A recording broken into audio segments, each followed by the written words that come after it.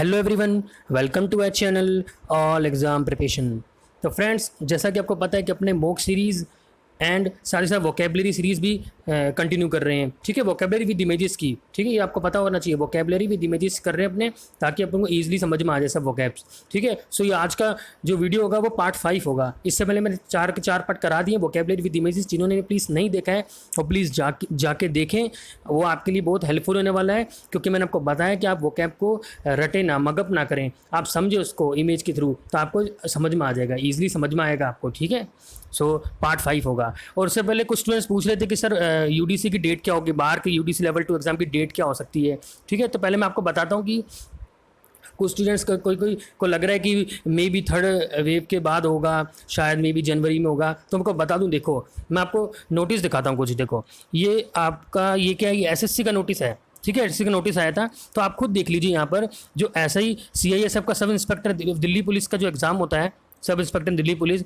तो ये आपको क्या दिख रहा है, सीसीटी डेट आपको क्या दिख रही है, 26 जुलाई को दिख रही है। ठीक है, जो ये मे बी सेकंड पेपर होता है। ठीक है, और आप देखें यहाँ पे सीएचएसएल का 10+2 का एग्जाम है, जो लेफ्ट ओवर कैंडिडेट्स का है। आपको ध्यान नहीं देना, मैं आपको बता रहा हूँ, मैं आपको सब बता रहा हूँ, नोटिस आपको दिखा रहा हूँ कि एग्जाम्स कब कब हो रहे हैं।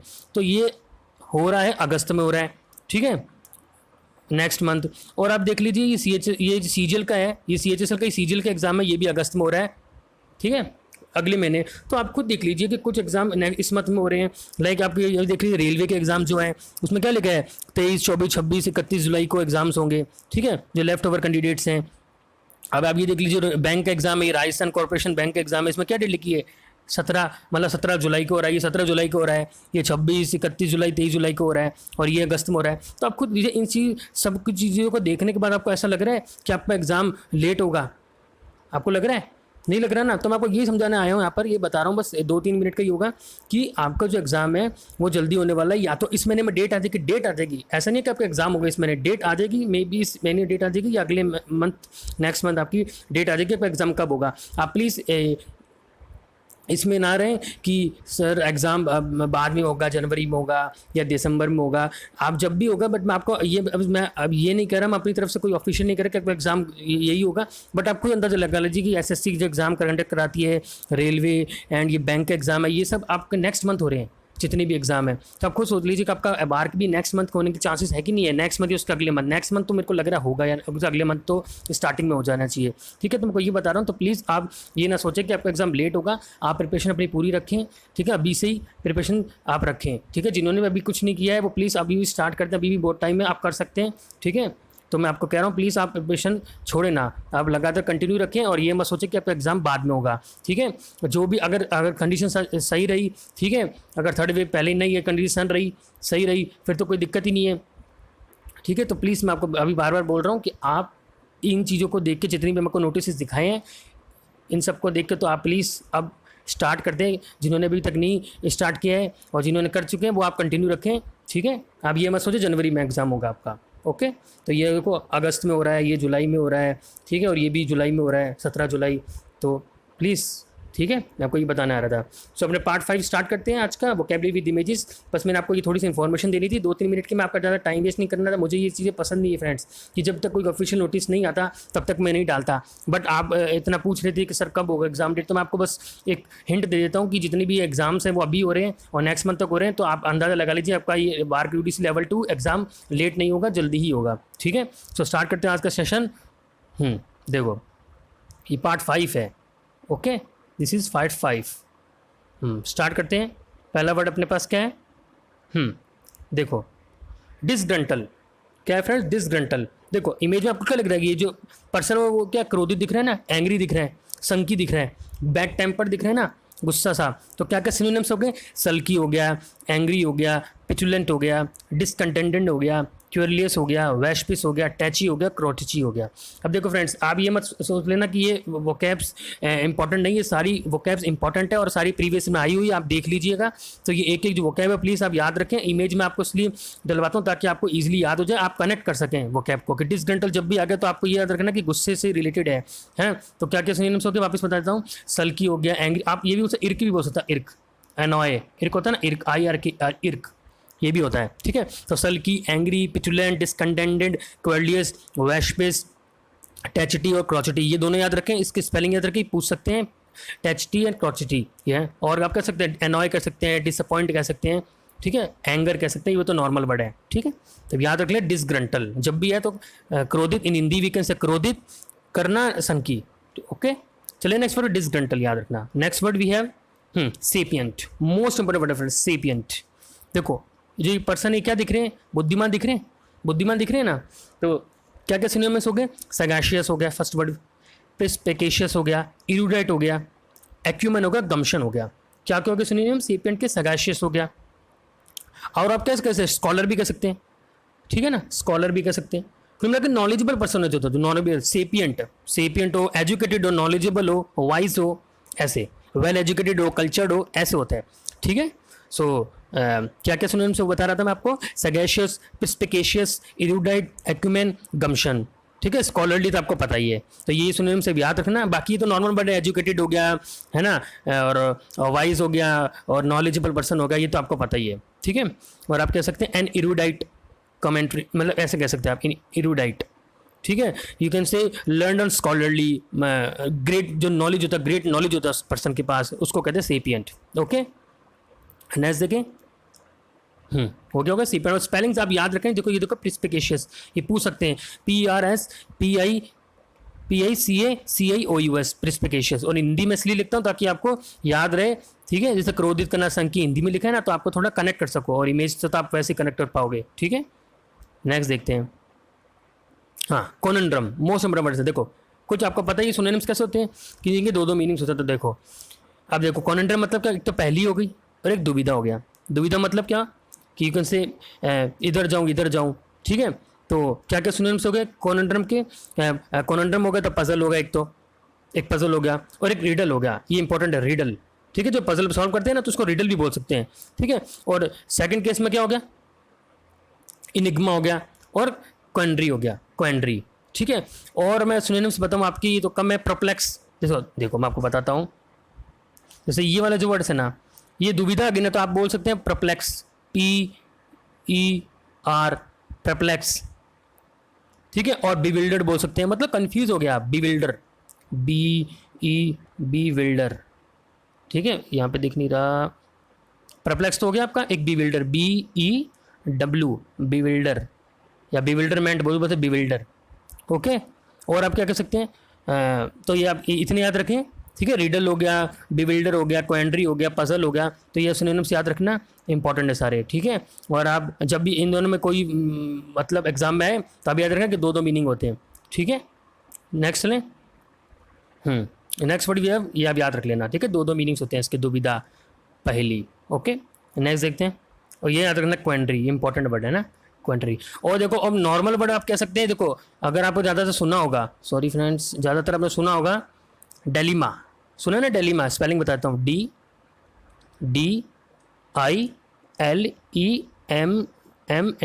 डेलिमा, ठीक है। ये इसका एक नॉर्मल वर्ड होता है, ठीक है। तो ये सबको पता होगा, डेलिमा ही बोल सकते हैं, ठीक है। कन्फ्यूजिंग, इन जो कन्फ्यूजिंग स्टेट में होता है, दुविधा में होता है जब, ओके। नेक्स्ट देखते हैं, पाइटी, मोस्ट इंपोर्टेंट है पाइटी। आपको ये इमेज में क्या दिख रहा है, ये हाथ जोड़ रहे हैं, तो हाथ जोड़ रहे हैं तो क्या हो रहा है, डिवोशन हो गया, वेनरेशन हो गया, होलीनेस हो गया, रिलीजन हो गया, डिवोशन हो गया। मतलब कहने का मतलब कि आपको इमेज में क्या दिख रहा है कि जो पर्सन है वो क्या है, पूजा कर रहे हैं, ठीक है, डिवोशन है उनके मन में, ठीक है। तो डिवोशन हो गया, रिलीजियस हो गया, ओके, समझ में आ गया। और आप क्या कह सकते हैं, रिलीजियस, और आप वेनरेशन वेनरेशन भी कह सकते हैं आप। देखो ऐसे तो बहुत सिनोनिम्स होते हैं, आप ऐसे भी कह सकते हैं, ज़ील, ZEAL, ज़ील, ठीक है। बट ऐसे तो बहुत हो जाएंगे, बट ये सिमिलर, ये आप कह सकते हो, ठीक है। जैसे एंथुसियाज्म, एलिक्रिटी, जितनी भी ये सिमिलर वर्ड्स होते हैं कुछ, ठीक है। एग्जैक्ट मीनिंग तो नहीं कह सकते, बट हाँ आप सिनोनिम आ गया तो आप कर सकते हैं, ठीक है। ये तो मैं आपको वो बताया कि जो एग्जैक्ट सिनोनिम्स हो सकते हैं इसके अंदर, पाइटी के, डिवोशन, रिलीजन, वेनरेशन, जो पूजा पाठ से रिलेटेड होता है ना, भक्ति भाव से रिलेटेड होता है, समझ में आ गया। नेक्स्ट देखते हैं, तो पाइटी आते हैं डिवोशन, रिलीजन, होलीनेस और वेनरेशन, ओके, भक्ति भाव इन हिंदी। और इमेज आप कनेक्ट कर लेना इमेज से, इमेज में पर्सन हाथ जोड़ रहा है, तो पाइटी और, ठीक है। चलें आगे, नेक्स्ट देखते हैं, सॉन्टरिंग, मोस्ट इंपोर्टेंट वर्ड है फ्रेंड्स, सॉन्टरिंग। देखो इमेज में आपको पर्सन क्या दिख रहा है, घूम रहा फिर रहा है, ठीक है। तो क्या क्या हो गया, स्ट्रोलिंग हो गया, मॉन्डर हो गया, प्रोमिनेड हो गया, एम्बल हो गया, रैम्बल हो गया। ओके, क्या क्या हो गया? स्ट्रोलिंग हो गया, माउंडर हो गया, प्रोमिनेबल हो गया, ठीक है, और क्या हो गया? एम्बल हो गया, रैम्बल हो गया। मतलब आप कह सकते हो to walk with leisurely. Okay, और मैं आपको, अगर आपने मेरी जितनी भी वीडियोस देखी है उसमें, तो मैंने आपको गेट भी बताया था, गेट, चाल, ठीक है ना। आप प्लीज़ देखा करिए वीडियोस को। गेट, GAIT, गेट, मतलब लेजरली वॉक है ना, लेजरली वॉक और रैम्बल, स्ट्रोलिंग, स्ट्रोल तो लिखा ही हो गया उसमें, ठीक है, समझ में आ गया। तो आप प्रीवियस वीडियोज भी देखा करें तो आपको ईजी याद होगा। ओके, तो ये जितने भी वर्ड्स आ गए, तो आप क्या सॉन्टरिंग आते हैं, स्ट्रोलिंग कह सकते हैं, मॉन्डर कह सकते हैं, ठीक है, और आप क्या कह सकते हैं? प्रोमिनेट कह सकते हैं, एम्बल कह सकते हैं, रैम्बल कह सकते हैं, स्ट्राइड कह सकते हैं, STRID, स्ट्राइड कह सकते हैं। ओके, और प्लीज़ मैं आपको अभी भी कह रहा हूँ, कुछ स्टूडेंट अभी पूछते सर PDF कहाँ मिलेगी, तो आप टेलीग्राम चैनल को ज्वाइन कर लेना, वहाँ पर आपको PDF मिल जाएगी, ठीक है। नेक्स्ट देखें, नेक्स्ट देखते हैं। हो गया इसके सिनोनिम्स, एम्बल, रैम्बल, घूमना फिरना, ठीक है, इन हिंदी आप देख लेना। नेक्स्ट देखते हैं, लग्जूरिएट। लग्जूरिएट मतलब आनंद, ठीक है, लग्जूरियस लाइफ बोलते हैं ना। तो क्या क्या हो गया? बास्क, रेलिश, इंडल्ज एंड वेलो, ठीक है। अब आप बास्किंग के, बास्क का मतलब वैसे क्या कह सकते हैं कि मतलब आप ना जैसे सनलाइट में बैठे हैं तो बोलते हैं ना, लाइन सनलाइट, सनलाइट में रिलैक्स हो रहे हैं आप, तो रिलैक्स ही हो रहे हैं ना। तो बास्किंग मतलब जैसे बोलते हैं ना, आप बोल सकते हैं धूप ले रहा हूँ मैं, तो बास्किंग बोल सकते हैं ना, बास्किंग वैसा होता है इसका मतलब, ठीक है। अगर आप सन के नीचे मतलब धूप ले रहे हैं, ठीक है, सर्दियों में धूप, तो वो तो बास्किंग, तो आनंद ले रहे हैं ना आप, तो यही सिनोनिम्स हो गए, वेलो, इंडल्ज, रेलिश, रिलैक्स हो रहे हैं आप, ठीक है, तो यही सिनोनिम्स हो गए इसके। ओके, इंडल्ज, लग्जूरिएट, ठीक है, रेलिश हो गया, रेवल बोल सकते हैं, रेवल, खुशी से होते हैं, रेवल, REVEL, रेवल, ठीक है। नेक्स्ट देखें, टेक कंफर्ट, टेक प्लेजर, वैलो, तो आपको पता ही है, ठीक है, लिख दिया मैंने, वैलो, इंडल, रेलिश, ये सारे इंपॉर्टेंट वर्ड्स है फ्रेंड्स। प्लीज़ मैं आपको कह रहा हूँ बार बार कि आप ये याद कर लेना, तो कि आपके एग्जाम के लिए इंपॉर्टेंट है, ठीक है, इसलिए मैंने ये इमेज की फॉर्म बनाया ताकि आपको कोई दिक्कत ना आए, ठीक है। नेक्स्ट देखें,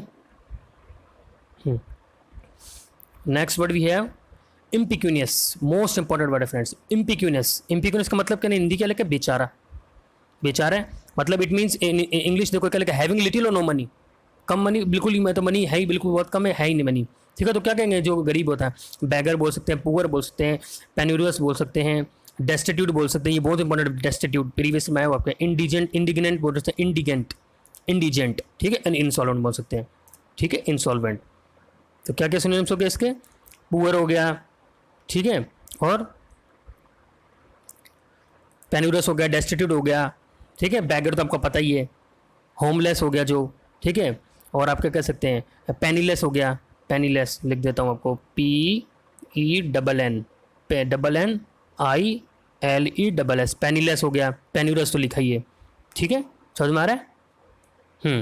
नेक्स्ट देखिए, इम्पिक्यूनियस मतलब पुअर होता है, जो बैगर होता है, ठीक है, हैविंग लिटिल और नो मनी, कोई रुपए नहीं होता उसके पास, जो गरीब होता है, तो poor, penurious, destitute, indigent, insolvent, ठीक है, और पेनीलेस तो लिखा ही है।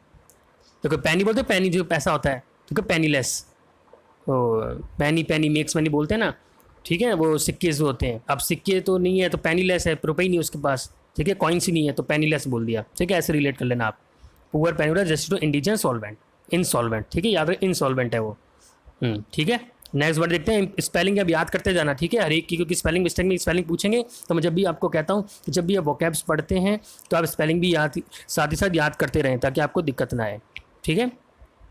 नेक्स्ट देखते हैं, हाँ, नेक्स्ट वर्ड भी हैव लेमेंट। लेमेंट देखो, ये जो पर्सन क्या है? दुखी है, रो रहा है, ठीक है, रो रहा है, तो क्या क्या सिनोनिम्स हो गए?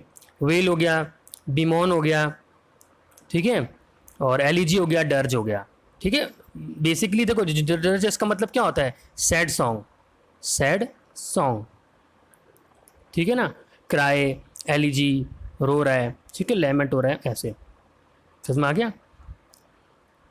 नेक्स्ट देखें, वेल हो गया, बिमोन हो गया, मतलब बेसिकली क्या होता है? ये सैड सॉन्ग होता है, ठीक है, सैड सॉन्ग, मतलब जैसे बोलते हैं फ्यूनरल सॉन्ग भी बोल सकते हैं, funeral, funeral, FUNERAL, funeral song, ठीक है, डेथ्स का सॉन्ग होता है, फ्यूनरल, डेथ हो जाती है ना तो फ्यूनरल सॉन्ग होता है, वो बोलते हैं इसको, ठीक है। लेमेंट, जितने वर्ड्स याद रखना, ठीक है, ये तो मैं आपको बता रहा हूँ कि पर्टिकुलर वन वर्ड सब्सिट्यूशन में पूछा गया है ये ना, तो मैं आपको बता रहा हूँ।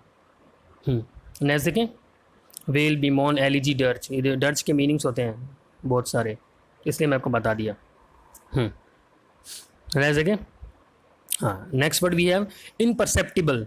इनपरसेप्टिबल in Hindi we can say अस्पष्ट, मतलब ऑब्सक्योर। देखो अभी आपको ये दिख रहा है, पेड़ दिख रहा है, अभी यहाँ पे ये जो बैठा है एनिमल क्रिएचर जो बैठा है, तो ये क्या, ये दिख नहीं रहा ना, तो इसका मतलब व्हाट वी कैन से, क्या कह सकते हैं अपने ये कहेंगे ना कि इट्स इनपरसेप्टिबल, जो अपने को दिख नहीं रहा, इम्परसेप्टिबल है, अननोटिसेबल है, ठीक है, इनडिसर्नेबल है, इम्पल्पेबल है, अनऑब्स्ट्यूसिव है, वैग है, ऑब्सक्योर है, ठीक है, कन्फ्यूजिंग है, क्लियर है, अनक्लियर है, क्लियर नहीं है। समझ में आ गया?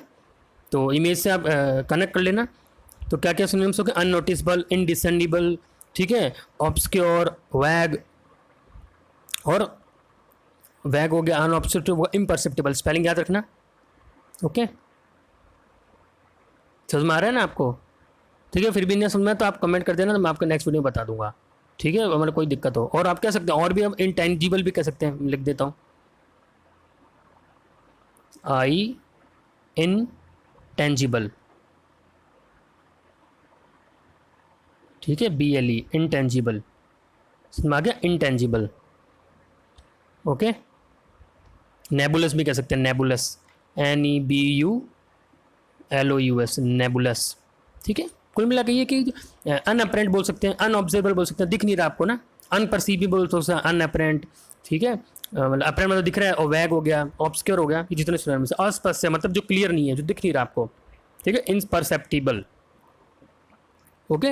और मान लो अगर ये एग्जाम में आ गया IM हटके हुआ, ये मतलब रिमूव हो गया, अब परसेप्टिबल अगर सीधा लिखा हुआ तो क्या बोलेंगे? मान लो ये IM रिमूव हो गया, पल्पेबल लिखा गया तो क्या बोलेंगे? It's tangible.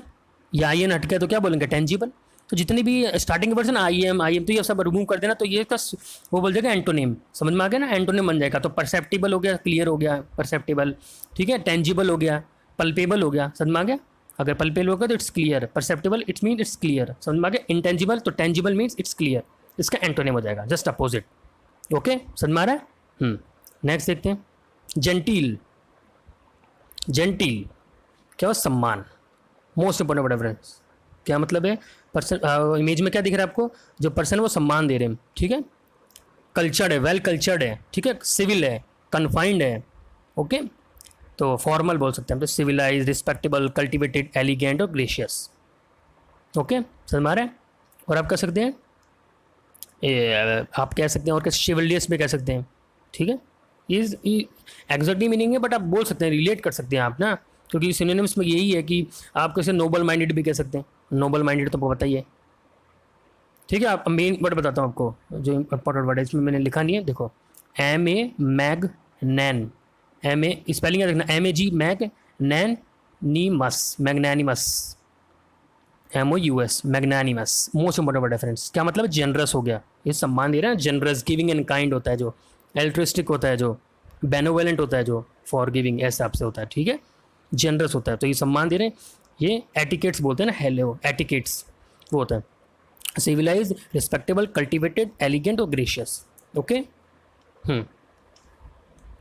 समझ में आ रहा है ना? हिंदी में भी है और इमेजेस भी है, तो आपको दिक्कत ना है। नेक्स्ट देखते हैं, impromptu. Impromptu most important word है, देखो, बिना पहले सोचे हुए, और ये देखो, ये सोचे आफ्टर है। देखो इसका मीनिंग क्या है? देखो अब ये स्पीच दे रहा है, अब कोई भी स्पीच है तो अगर प्रिपरेशन नहीं है अपनी, विदाउट प्रिपेयर्ड है, ठीक है, हम जाएंगे तो क्या बने, घबराएंगे, तो उसका मतलब इम्प्रोम्प्टू होता है, मतलब एडहॉक, एडहॉक, एक्सटेम्पोर, अनप्रिपेयर्ड, हैप्पैजार्ड, अनरिहर्स। मतलब रिहर्सल नहीं है, तो अपने अगर मान लो बिना रिहर्सल के, बिना प्रिपरेशन के अगर अपने चले गए, चाहे वो कहीं हो, चाहे वो स्पीच देने जा रहे हो, आप डांस करने जा रहे हो, चाहे एग्जाम देने जा रहे हो, तो आपको नर्वसनेस फील होगी ना, ठीक है, आपको कुछ आता ही नहीं है, अब टेंशन भी होगी, नर्वसनेस, तो ये होता है इम्प्रोम्प्टू, मतलब विदाउट प्रिपरेशन गए हुए। और ये आफ्टर है, मतलब इसने प्रिपरेशन करी हुई है तो आफ्टर है। इससे अब ये तो मैंने ऐसे इंक्लूड किया है, कोई इससे रिलेट मत करना, बस आपको बताया कि इसका अपोजिट बोलते हैं ना ये। हाँ, तो क्या क्या सिनोनिम्स हो गए? एडहॉक, एक्सटेम्पोर, हैप्पैजार्ड, अनरिहर्स्ड, ठीक है, जो रिहर्सल नहीं किया हुआ उसने, ठीक है। एडहॉक ये मोस्ट इंपॉर्टेंट है, आपके आए हुआ है, ठीक है ना। एक्सटेम्पोर, अनप्रिपेयर्ड, हैप्पैजार्ड बहुत बार हैप्पैजार्ड, तो अनरिहर्स्ड। आप देखना, आप जितने भी आप प्रीवियस क्वेश्चन लगोगे तो आपको ये सारे वोकैब्स दिखेंगे, ठीक है, इसलिए मैं बार बार कहता हूँ कि आप ये देखें। हो गया होगा। एडहॉक, इम्प्रोम्प्टू, स्पेलिंग कहते हैं इम्प्रोम्प्टू, IMPROMPTU, इम्प्रोम्प्टू। नेक्स्ट देखते हैं, insular, most important word, insular. देखो, सीमित मन, मतलब you can say narrow mind, narrow minded. देखो इसमें क्या लिखा है? Parochial means being narrow and limited in one's thinking and approach, मतलब सी नो रीजन, मतलब see no, speak no reason, see no reason and hear no reason, ठीक है ना। तो क्या क्या सिनोनिम्स हो गए? Blinkered, parochial, close minded, sectarian. क्या हो गए? इंसुलर मतलब क्या होगा? क्या समझ में आ रहा है आपको इंसुलर से? मतलब कि मतलब जो माइंड है वो लिमिटेड है, ठीक है ना, लिमिटेड माइंड है, नैरो माइंडेड बोल सकते हैं आप, नैरो माइंडेड, ठीक है, कन्फाइंड बोल सकते हैं आप, है ना, लिमिटेड, नैरो, पैरोकियल, ऐसे, प्रोविंशियल। तो उसका मान लो एंटोनिम आ गया तो क्या हो जाएगा? ब्रॉड माइंडेड हो जाएगा। और भी और इसकी मीनिंग्स क्या होती हैं? बाइस्ड होता है, बाइस्ड, ठीक है, BIASED, बाइस्ड बोल सकते हैं, ठीक है। तो ये बाइस्ड हो गया, तो बाइस्ड हो गया तो क्या और क्या हो सकते हैं? प्रिजुडाइज हो गया, बाइस, प्रिजुडाइज, ये और भी सिनोनिम्स होते हैं तो मैं आपको बता रहा हूँ, ठीक है ना। तो और एंटोनिम आ गया तो क्या हो जाएगा इसका? एंटोनिम पूछ लिया तो अनबाइज हो जाएगा, अनप्रिजुडाइज हो जाएगा। ओके, समझ में आ रहा है ना। तो ये बहुत एक सिनोनिम्स के बहुत मीनिंग्स होते हैं, इसलिए तो हर चीज़ बताना तो पॉसिबल नहीं है फ्रेंड्स, ठीक है ना। बहुत पॉसिबल, मैं जो बताता हूँ आपके लिए इंपॉर्टेंट होता है, जो आए हुए हैं आपके एग्जाम में, ठीक है, समझ में आ गया। तो इंसुलर मतलब पैरोकियल, ब्लिंकर्ड, क्लोज माइंडेड, सेक्टेरियन, मतलब जो माइंड नैरो माइंडेड होता है, ठीक है, समझ में आ गया, नैरो माइंडेड होता है। ठीक है, कॉन्ट्रैक्टेड बोल सकते हैं, कॉन्ट्रैक्ट, प्रोविंशियल तो लिखा ही हुआ है। बाइगॉटेड, देखो उसके दोनों मीनिंग है, बाइगॉटेड भी होता है, ठीक है ना, जैसे मैंने बाइस लिखा है ना, बाइस लिखा है, ठीक है, प्रिजुडाइज लिखा है, ऐसे, ठीक है ना।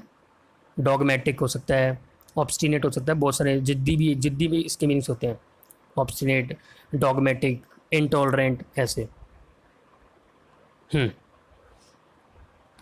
है फ्रेंड्स, सो आई होप आपको समझ में होगा, ये सेशन अच्छा लगा होगा। अगर सेशन अच्छा लगे तो लाइक कर देना, शेयर कर देना, टेलीग्राम चैनल को भी ज्वाइन कर लेना, ठीक है, जितनी PDF आपको प्रोवाइड हो जाएगी, ठीक है। और जहाँ तक बात है एग्जाम डेट की, तो मैंने आपको बता दिया है, ठीक है, स्टार्टिंग में ही, कि आपका एग्ज़ाम जल्दी होने वाला है, ठीक है। ज़्यादा आप ये मत सोचिए कि लेट होगा, ठीक है, प्लीज़ मैं आपको बता रहा हूँ, तो आप प्रिपरेशन अपनी कंटिन्यू रखें, ठीक है। सो आज के लिए इतना ही, thank you so much, stay safe, stay home, bye bye.